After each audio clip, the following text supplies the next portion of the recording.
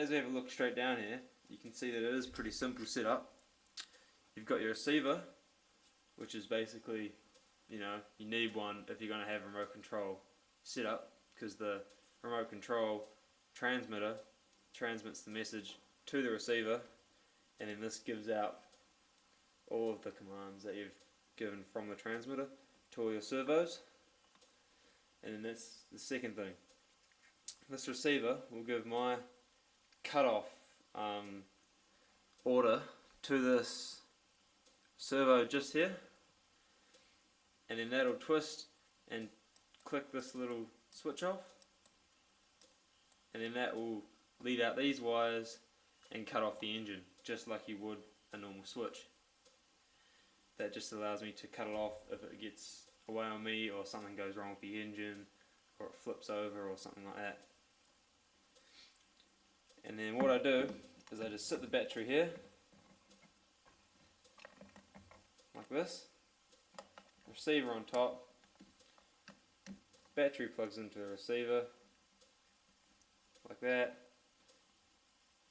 and then this plugs in here, and then that's your cutoff setup.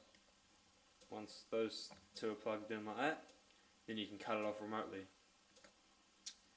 Also, in order to control the engine, I've got this other lead coming in that leads from the servo motor on the engine, and I'll show you that soon. And that just plugs in on whatever channel you want the throttle to be on your transmitter. Okay, so if we have a look at my throttle setup I've got here, just zoom in a bit. Here you can see I've got the servo, and since this is already spring loaded in the carburetor because it's out of a weed whacker, it had too much stress on the servo when it was pulling against it, because it was constantly pulling because of the spring in here. So what I've had to do is have a spring attached to this cover here. The spring here just pulls and just attaches in here, and then that means that there is a lot less tension on the servo, as this spring counters the tension that is caused by the spring inside the carburetor, and that has helped out a lot with my throttle response and just everything to do with throttle, longer battery life and whatnot. So what I've done is just basically grabbed a piece of solid fencing wire, filed it down, got these ends so they fit inside here, and then bent them so that they aren't going to move. And then up here I've just filed it out once again, just so that it's the right thickness to stay inside the little pin there. And I'll get a video of that working for you guys in a second. But then what happens, that servo gets its message from this main thing here.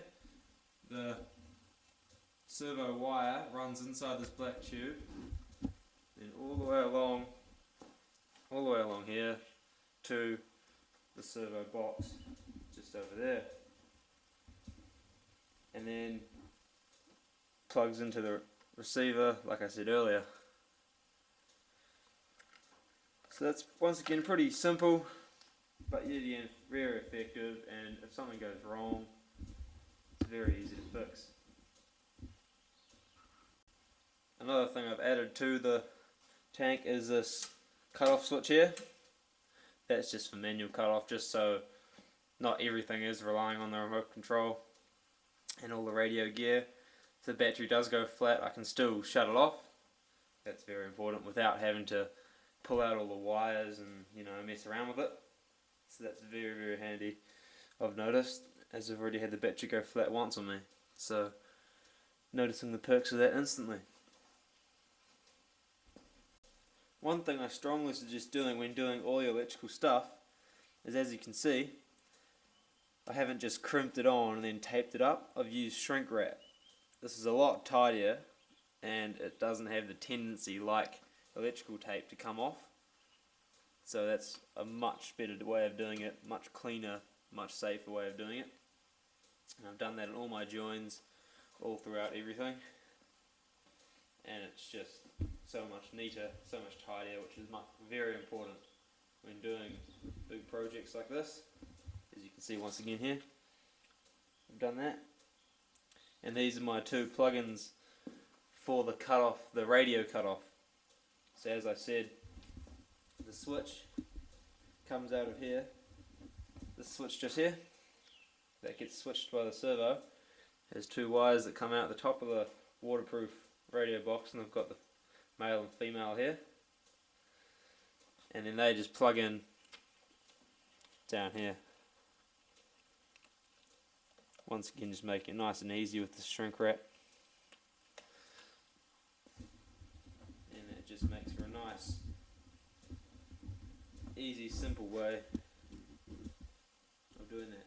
So here's just a quick video of the servo. Just, simple throttle. You can see it moving up here on the carburetor. Even having these small servos, you get full throttle movement, which is something I was very happy with.